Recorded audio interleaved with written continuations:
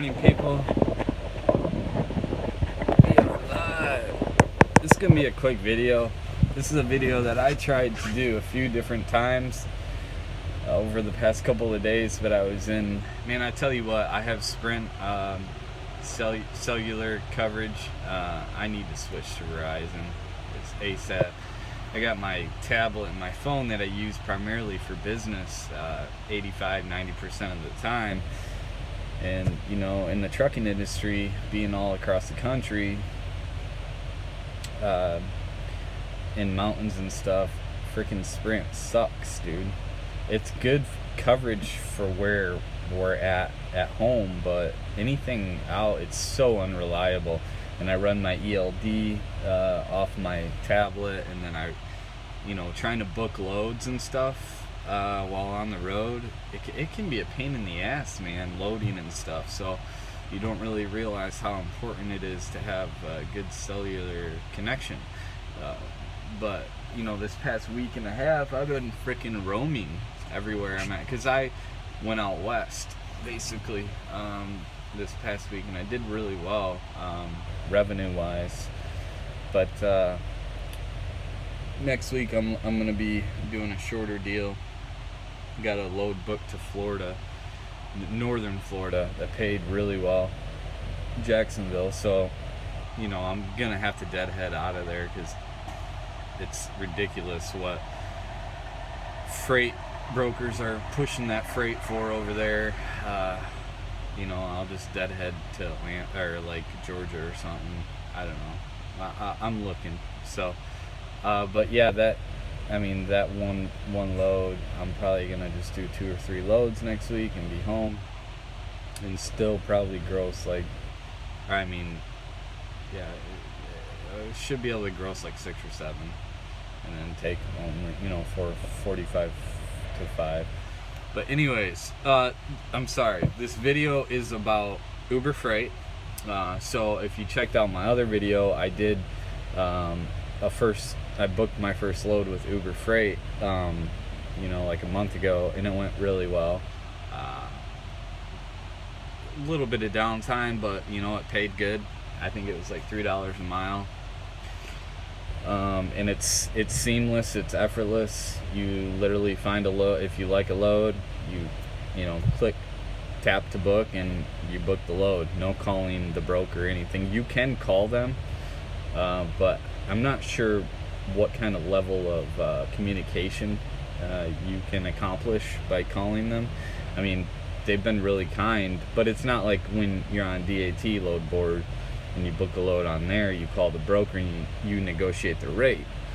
You don't really have a negotiation power. So that's what this video is about. I booked my second load. I just delivered it yesterday. It went pretty good as well, you know, and it paid decent. It paid good. It paid good. So this video is about kind of giving you a tip on how to get the best rate on the Uber Freight load board, because we don't have a negotiation power on that. It's simply click and book for whatever price they have it as. So really the only thing you can do, I mean, you could try calling them and negotiating, but I don't think they can actually, I think they're just like call center people, customer service. I don't think they can actually broker the freight. Maybe they can, maybe I'm wrong.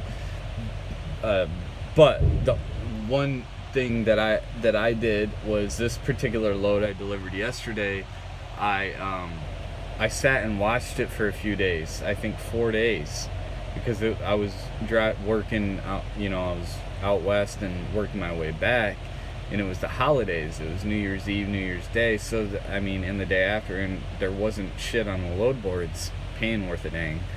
So I was kind of just waiting it out and hoping that, you know, you're kind of in a gamble mode at that point. You know, it's like if you see something that pays not so good but good enough to get out of where you are versus sitting and all that good stuff,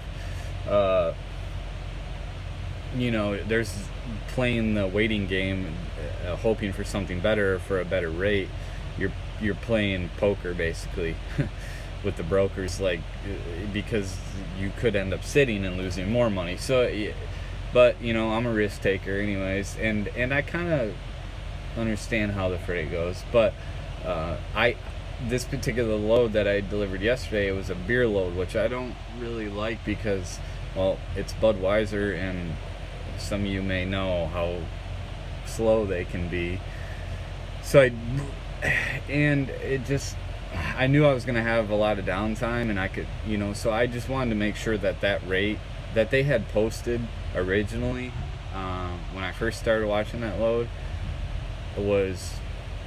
I wasn't going to take it. I was just going to say, oh well, but I wanted to watch it because I've noticed on Uber Freight, I've only done 2 loads from that load board, but I've noticed certain loads in certain areas and certain lanes, on certain days, especially holidays when things are slow and there's loads, the load to truck ratio is higher, that these loads, the brokers, they have to move it for the customer. That's their primary goal, and they want to get the best rate for their customer, but they also want to make money too.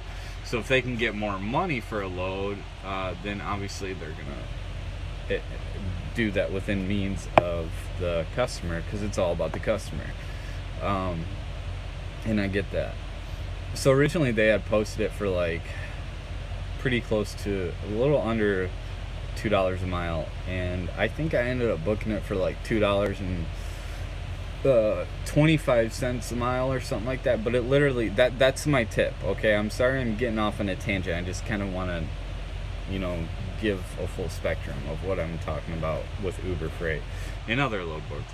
The quick tip is simply just, if you can, wait it out. Watch that load, and if it doesn't move for a couple days, every day that it doesn't move, they're gonna up it. So I was watching this load, and one day it was under $2 a mile. Then they would up it like $50, like sometimes twice a day. And so by the time I got it, it was like $400 more than what it was originally posted, maybe even $5. So I ended up, getting that load that I wanted, for a pretty reasonable rate, better than what they had. So it's not a huge breakthrough tip. A lot of you guys probably already know this. And a lot of the times it doesn't work out, because I've watched a lot of loads and they're gone like that, especially a good load. But if you watch maybe a lane, like this was Colorado, Denver area, Fort Collins, and it was a beer load, which not many people like anyways. They're always fully loaded, sometimes overweight, and they take forever.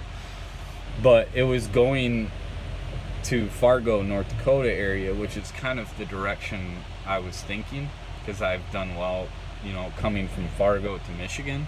So I'm trying to get home for the weekend.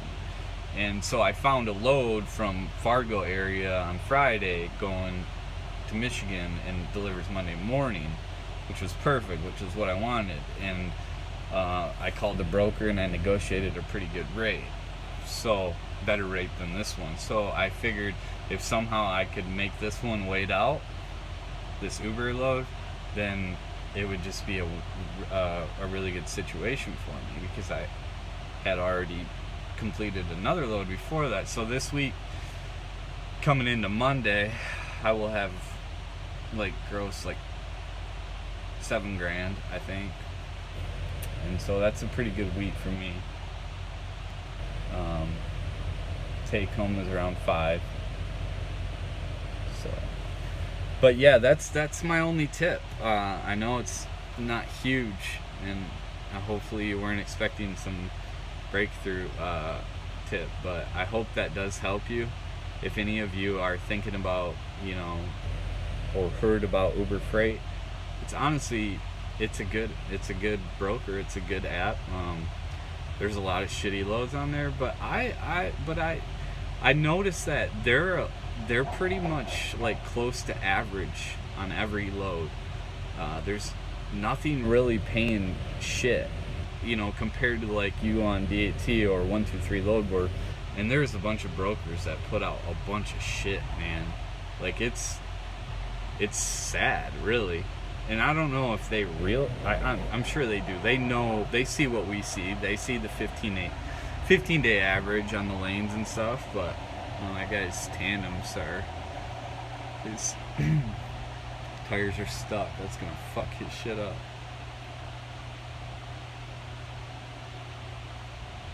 But yeah, anyways, they see what we see, and I don't know if they're just.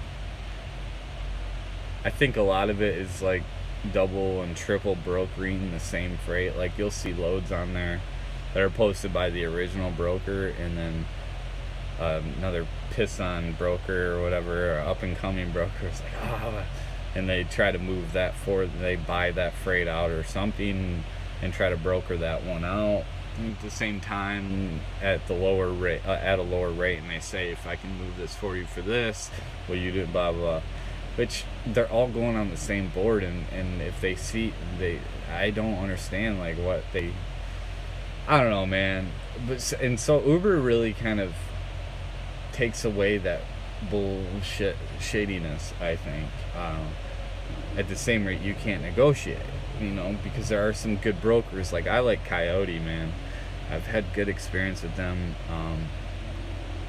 They might be a little low sometimes, but I like how you can, when you basically tell them what you need and they submit it to their customer on most loads, and the customer either approves it or denies it. This one going to Florida is like 900 miles, and I got it for $2,800, but it's going to Jacksonville, which is the very northern tip of Florida. I don't have to go deep into Florida. I'm literally not very far from Georgia, so, because we all know that Florida for the most part sucks. It's horrible coming out of. But with this load that I'm paying that, it's worth it to me. I'll do that all day. And that was the Coyote load, and he submitted it. I told him what I needed. He submitted it to his customer, and they accepted it. So, damn. So I'm pretty much booked out till next week. I'm already looking for a load, picking up Wednesday. Probably gonna do a little triangle or something. Go to, I don't know, man. It's tough. Freight's not paying that great. I might have to go to like Texas and then run back. I don't know, or Missouri. But if I go to Texas, run up to Omaha, Omaha, and then go back to Michigan, that'd be a really good week. But I don't know. I'm looking to do a short week, really. So hope that tip helped. Sorry, I went off on a tangent. We'll talk to you guys later. Peace out.